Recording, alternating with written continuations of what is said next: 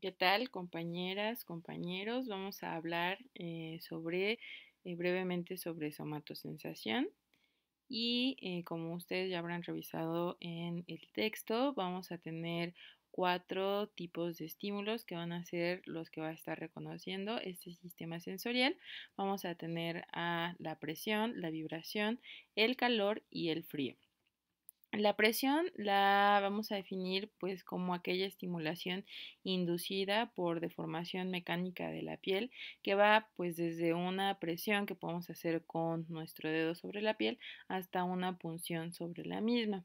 Por su parte, la vibración va a permitir la evaluación de la rugosidad de un objeto. El calor y el frío pues se va a referir a la modificación con respecto de la temperatura corporal, eso es muy importante. Y finalmente el dolor nos va a estar refiriendo a la sensación que va a producir el daño de un tejido. Vamos a tener también un tipo de reconocimiento de estímulos que van a ser estímulos internos. Aquí les pongo que estos estímulos no van a dar lugar a sensaciones conscientes, pero que sí van a servir al control del movimiento, que es objeto de otra unidad en la asignatura. Los movimientos propios, en términos de qué tanto está extendido un músculo, van a estar mediados por receptores de estiramiento en músculos esqueléticos, mientras que en el caso de la magnitud y la dirección de las extremidades va a estar dada también por receptores que están dentro de las articulaciones entre huesos que se encuentran juntos, y el estiramiento de la piel va a estar referido por movimientos de las articulaciones o también de los propios músculos. Vamos a tener diferentes receptores en la piel. Aquí ponemos un esquema del libro en el cual nos muestran las diferentes capas de la piel, pero también los receptores que van a estar en estas diferentes capas de la piel. Y les pongo aquí marcado con rojito las características que van a estar codificando estos receptores. Vamos a tener a los discos de Merkel, que van a servir para detectar tanto la forma como la rugosidad, esto especialmente a través de las yemas de los dedos, ¿no? Las vemos justamente aquí, los discos de Merkel. Yo les pongo aquí que son mecanorreceptores que van a estar codificando pues la presión. Vamos a tener a los corpúsculos de Ruffini, que van a servir para detectar el estiramiento o la fuerza estática que se ejerce contra la piel, y esto pues es muy importante para la propiocepción. Aquí están marcados los corpúsculos de Ruffini, que también son mecanorreceptores. Los corpúsculos de Meissner, por su parte, van a servir para detectar los contornos o los estímulos que son tipo braille, y esto nuevamente también es especialmente importante en las zonas de las yemas de los dedos. Aquí vemos a los corpúsculos de Meissner, ¿no? Y aquí les pongo que son justamente vibraciones de bajas frecuencias. Los corpúsculos de Pacini son sensibles también a la vibración, pero particularmente son importantes para detectar la vibración de un objeto que estamos sujetando. Estos son vibraciones rápidas y estos son los corpúsculos de Pacini. Y finalmente, pues vamos a tener otros mecanorreceptores, nos menciona el libro, que van a ser neuronas sensitivas que van a responder a estímulos mecánicos, ya sea por presión, estiramiento, vibración de la piel o estiramiento de músculos o tendones, ¿sí? Que justamente son los que tenemos en esta diapositiva, que no están dando lugar a sensaciones conscientes, pero que nos sirven para controlar el movimiento. Es muy importante aquí, les pongo otro elemento que son las terminaciones libres, pero que no son estas terminaciones libres que van a estar más superficiales y que van a estar codificando cambios en la temperatura y estímulos dolorosos, sino que si nos damos cuenta, esta terminación libre va a estar alrededor de una vellosidad, y esto es porque estas terminaciones libres van a estar identificando el movimiento de las vellosidades para también dar otro tipo de respuesta sobre lo que ocurre en la piel.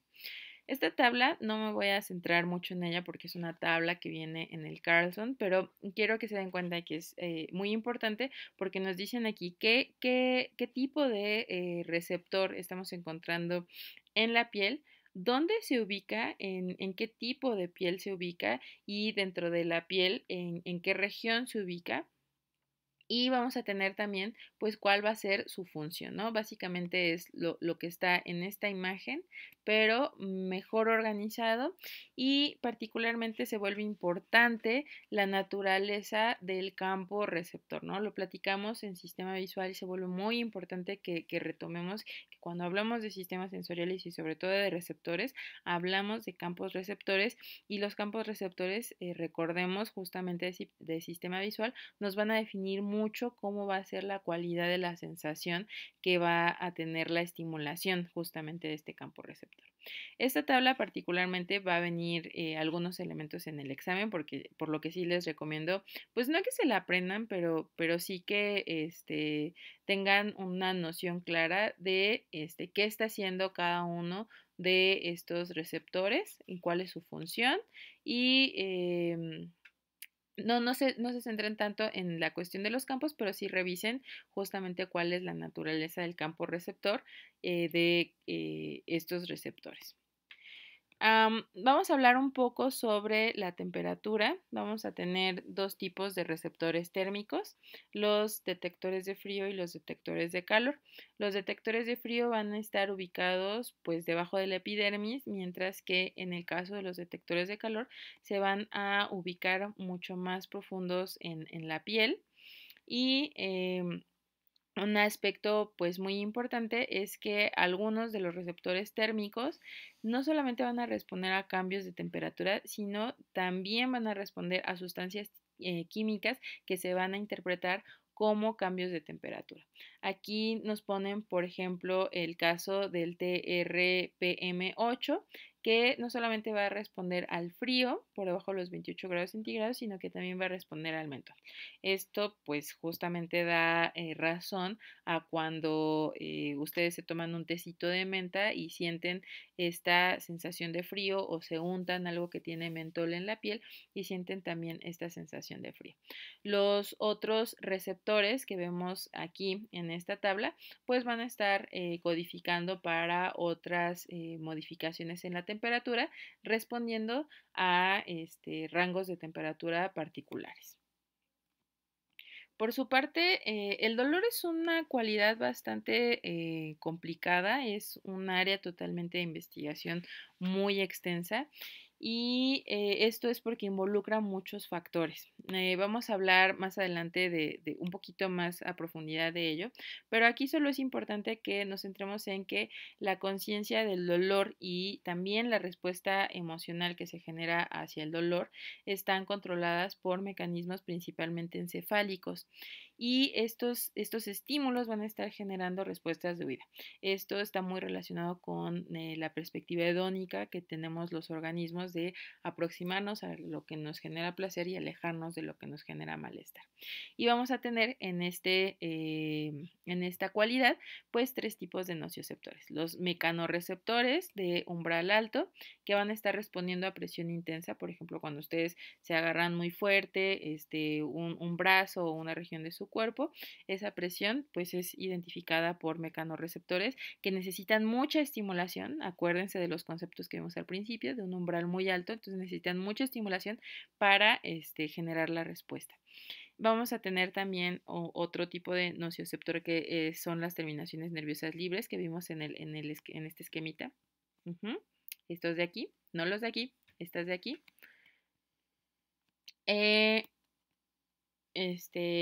Y van a responder a temperaturas extremas, particularmente de calor, pero también a ácidos y capsaicina. La capsaicina lo mencionan como el ingrediente de la pimienta, pero pues para estas alturas ustedes saben que la capsaicina es el componente que causa el dolor que genera el chile, y esto a través del receptor TRPV1. Otro nocioceptor va a ser la fibra nocioceptiva con receptores TRPA que van a ser sensibles a los irritantes ácidos. Las vías de somatosensación, pues a diferencia de las del sistema visual, pues parece que no son, en realidad en este esquema, pues no son tan complicadas. Vamos a tener que los axones somatosensitivos van a entrar al sistema nervioso central por nervios espinales. Y los axones somatosensitivos de cara y de cabeza van a entrar por el nervio trigémino, que es el quinto par craneal. Aquí, esta misma imagen que les pongo aquí, se las pongo acá, pero ya dividida en dos vías. ¿Sí? Aquí nos dicen que las vías somatosensitivas van a viajar dependiendo de la cualidad del estímulo, y esto va a ser, dependiendo de la cualidad del estímulo, va a estimular a a un tipo de receptores, y por lo tanto estos receptores van a viajar por lugares distintos. ¿Sí? El esquema nos lo pone en azul y en rojo, por lo tanto yo aquí también se los pongo en azul y en rojo. Vamos a tener información muy bien localizada que va a ser referida pues al tacto fino, es decir, aquello por ejemplo que ustedes tocan con sus manos y pueden identificar como su teléfono, como su teclado de la computadora o su cuerpo mismo, y vamos a marcarlo con azul. Entonces va a ascender por las columnas dorsales, ¿sí? Van a ser estas, ustedes se recordarán, estas son la sustancia blanca de la médula espinal, es esta que está aquí, no la oscura. La oscura, recuerden, son grupos o cuerpos celulares y por lo tanto es sustancia gris. Estoy señalando pues lo que está afuerita, así que se ve más clarito. Eso es la sustancia blanca, y estas van a ser las porciones por las cuales va a subir o va a ascender la información del tacto fino, ¿sí? Va a subir por las columnas dorsales hasta, aquí está el número 1 que corresponde aquí, ¿sí? Síganlo conmigo, hasta estas regiones que son los núcleos de la porción inferior del bulbo raquídeo, ¿sí? Aquí en el número 2, para cruzar, vamos a cruzar al otro lado para ascender por esta región del lemnisco medio, que es el número 3. Seguimos aquí y vamos a llegar a los núcleos posteriores ventrales del tálamo. Seguimos con la noción de que el tálamo es el principal integrador sensorial. Lo vimos con este sistema visual, y ustedes lo habrán revisado también en las lecturas con los otros sistemas sensoriales. Y posteriormente de aquí vamos a ir hacia la corteza somatosensitiva primaria y posteriormente a la corteza somatosensitiva secundaria. Ahora, toda esta vía, la azulita que recorrimos juntos, que está aquí enumerada, va a también denominarse como la vía de columnas dorsales y del lemnisco medio, y va a ser, les repito, para las cuestiones del tacto fino, que va a ser información muy bien localizada. Mientras que la que está en rojo, perdón, aquí, que está marcada aquí, vamos a seguirla nuevamente, va a ser para axones con información poco localizada referida a dolor o temperatura, ¿sí? Vamos a tener que esta información va a entrar y hacer sinapsis a nivel de médula espinal en número 1. Vamos a atravesar al otro lado de la médula espinal, número 2, aquí, atravesamos al otro lado de la médula espinal y ascendemos, a través de esta vía que se va a denominar la vía espinotalámica, ¿sí? Subimos y si se dan cuenta se llama espinotalámica porque vamos de la médula espinal hacia el tálamo también, a los núcleos posteriores ventrales del tálamo. Y por lo tanto esta vía se va a denominar espinotalámica y les repito, va a ser para información de tipo dolor o temperatura.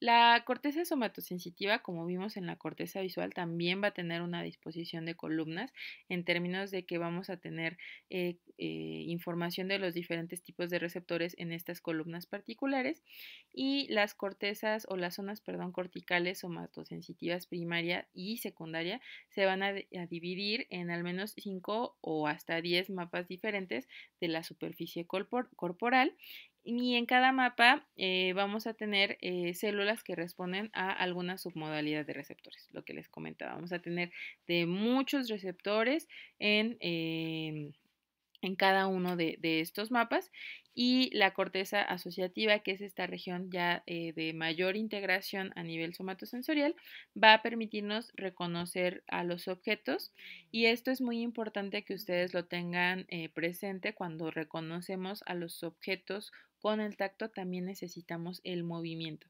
Por lo tanto, para reconocer objetos no solamente es importante que tengamos la integridad del sistema somatosensorial, sino que también estemos utilizando al sistema motor. Ahora sí, lo que les comentaba sobre el dolor, es una experiencia pues que involucra muchos elementos, muchos componentes, pero su objetivo principal es minimizar el daño. Nosotros sentimos el dolor para no llevar nuestro cuerpo a un límite en el cual pueda haber un daño que sea irreversible o que ponga en riesgo realmente nuestra supervivencia.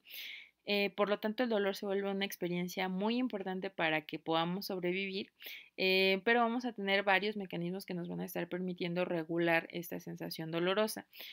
Una de ellas es el ambiente.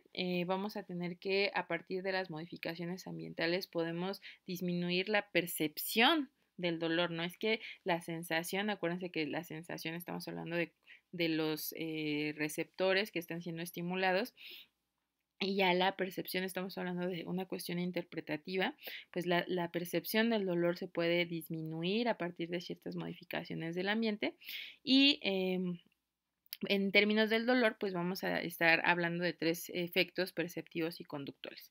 Un componente sensitivo que va a ser la percepción pura de la intensidad de un estímulo doloroso, es decir, la percepción inmediata de la intensidad del dolor, las consecuencias emocionales, que son inmediatas también, pero estamos hablando de una cuestión emocional, o sea, ya le pongo yo un carácter de desagradable, un carácter de preocupación y finalmente una cuestión ya a largo plazo, ¿no? Las implicaciones emocionales a largo plazo del dolor crónico, en el cual percibimos una cuestión amenazante del dolor para la comodidad y el bienestar futuros de una persona o propios. Ahora, ¿cuáles son los componentes neurobiológicos, perdón, los sustratos neurobiológicos de estos tres componentes? Retomamos justamente esta imagen que también va a venir en el examen de los componentes del dolor, donde tenemos pues que el componente sensitivo que mencionábamos que es inmediato de lo que está pasando en la intensidad del dolor en ese momento, va a estar mediado por una vía que viene de la médula espinal y que va hacia la zona ventral posterolateral del tálamo y va hacia las cortezas somatosensitivas primaria y secundaria. Mientras que el componente emocional inmediato va a estar mediado por las vías de la corteza cingulada anterior y la corteza insular. Esto es muy, muy importante. Esta región de la corteza cingulada anterior va a ser aquella que va a ser modulada por estos efectos que yo les platicaba que podemos modular para disminuir el carácter interpretativo del dolor. ¿Sí? Y es justamente porque estamos hablando de que la corteza cingulada anterior está relacionada con el componente emocional inmediato, ¿sí?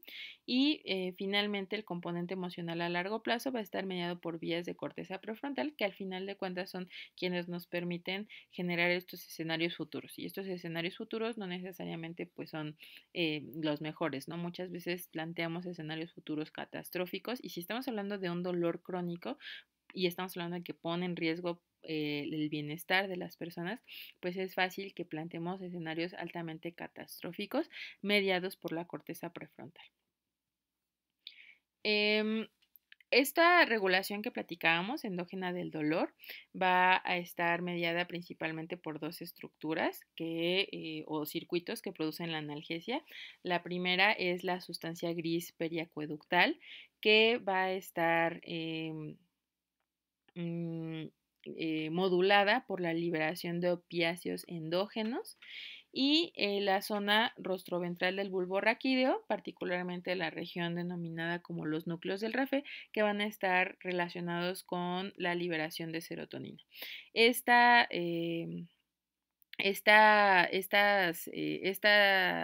núcleos del RAFE van a estar inhibiendo la transmisión de información dolorosa al encéfalo, es decir, va a cortar la información que viene de las zonas que están recibiendo la señal dolorosa y no permite que llegue a un procesamiento encefálico que me dé justamente la evaluación del estímulo de qué es lo que está pasando, cómo lo interpreto, ¿sí? Mientras que en el caso de la sustancia gris periaqueductal, pues estoy disminuyendo la sensación dolorosa a partir de la liberación de opiáceos endógenos. Si se dan cuenta, son dos mecanismos distintos, pero que al final de cuentas producen el mismo efecto, que es la analgesia.